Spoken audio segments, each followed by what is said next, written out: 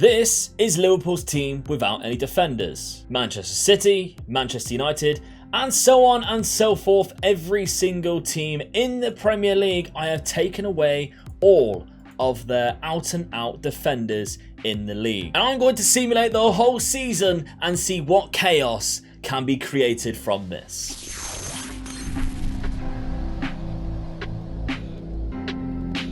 Now, how I have done this is I've gone on the pre-game editor and I've removed all the players who are most known for playing in a defensive role. There are a few players here which you will have seen play in defensive positions occasionally, and they can play it naturally on the game, but they are more known for maybe being a midfielder or even a striker. I've just removed everyone who is a defender. And what we're actually going to do, we're going to simulate a full season of the Premier League, and I'm not going to be controlling anybody. We're just going to let the game do the work itself. If you have any idea of any other weird or wacky experiments that you'd like me to try to see on this channel, then please let me know down in the comments. If this was real life, by the way, I also want to know who you think would win. Who has the team in the Premier League that you think, if nobody had any defenders, they could cope the most? That's a tricky one. And of course, if you are part of the 60% of people who haven't subscribed yet, who are watching the videos, then please consider smashing that lovely little red button. Hit the like button if you can as well. That would be fantastic. Let's get on with this experiment. Let's take a look at the end of the first match. Now, we're actually only one game in here. I thought it'd be quite fun to see what kind of things the teams are looking at after game week 1. And one big result already is that West Brom has beaten Manchester City. Everything else looks kind of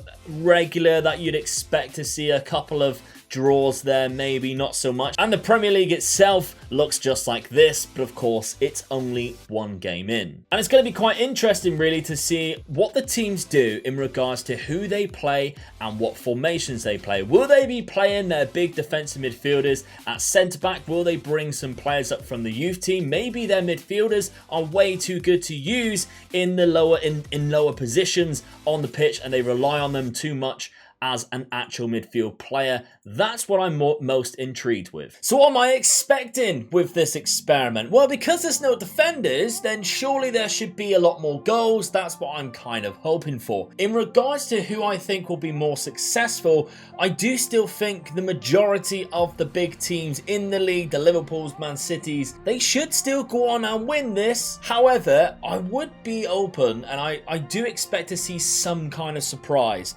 Maybe a team that do have quite good attacking players and just kind of luck out with a decent tactic, a decent manager at the helm. Maybe we'll see one of those mid-table teams creep into the Champions League, and maybe we'll see a mid-table team drop into the depths of relegation. Let's find out. So let's go to Christmas and see how we're looking halfway through.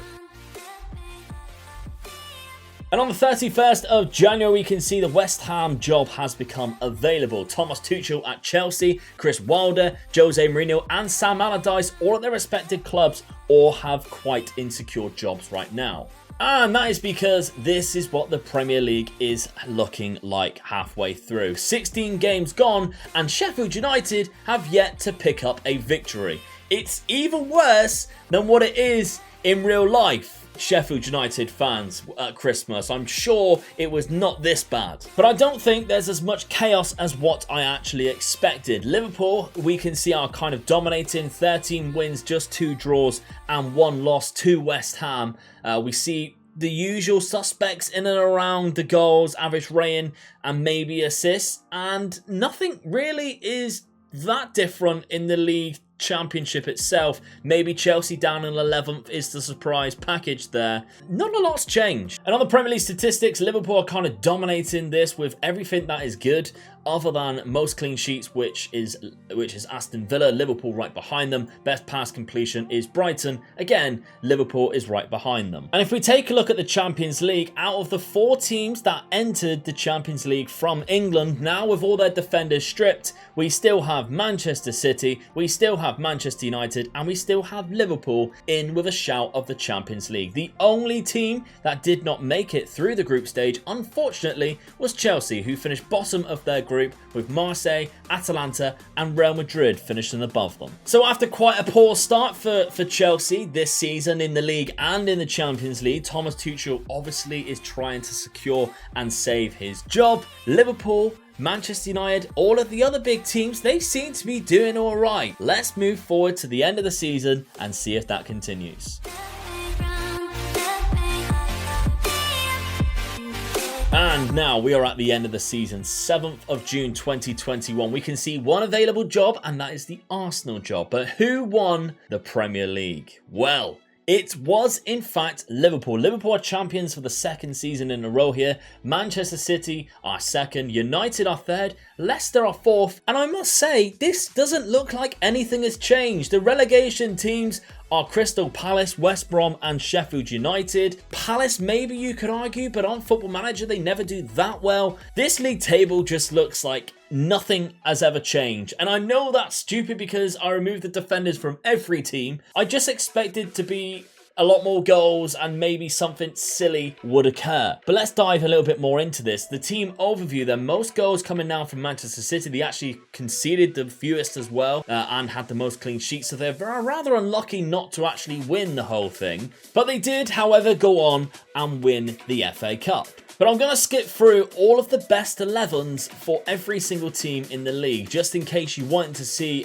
who your team is deciding to play at centre-back, at right-back, at left-back, instead of maybe their other positions. Or, of course, I've actually disabled transfers, so the only other place they can get anybody new is from their youth systems. I can see a number of new players coming in through probably the youth systems here. That is quite interesting to see. Raheem Sterling actually picked up the player of the year for the Premier League. The young player of the year was Martin Odegaard, and in the team of the year, it was absolutely dominated by Liverpool and Manchester City, splitting it 5 and 6 players respectively. But in the Champions League is where it fell apart for the English clubs. Bayern Munich managed to pick up back-to-back Champions Leagues, having knocked out Liverpool. Well, Atletico Madrid actually knocked out Liverpool in the semi-final. Bayern Munich knocking out PSG, something that they couldn't do in real life. Other teams, I mean, Liverpool actually knocked out Manchester City in the quarterfinals. Manchester United only got as far